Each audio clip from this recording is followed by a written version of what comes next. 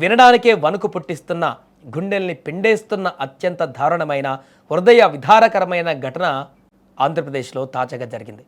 ఏ పాపం ఎరగని ఓ పసికందు తన కన్న తల్లి చేతిలోనే అనంత లోకాలకు వెళ్ళిపోయింది. అసలు ఆ తల్లి అలా ఎందుకు చేసింది? ఈ వీడియో చూస్తే మీ కళ్ళు కూడా ఖచ్చితంగా చెమ్మగిలుతాయి.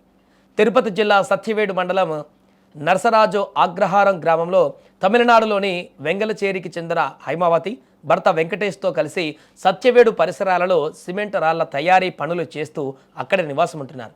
వీరికి 5 ఏళ్ల కుమారుడు రుత్విక్, 6 నెలల పసికందు ఉన్నారు. గురువారం ఉదయం పాల కోసం ఏడుస్తున్న పసి బిడ్డ పైన క్షణికావేశానికి లోనైన తల్లి చిన్నారి గొంతును నులిమి హత్య చేసినట్టుగా తెలిసింది.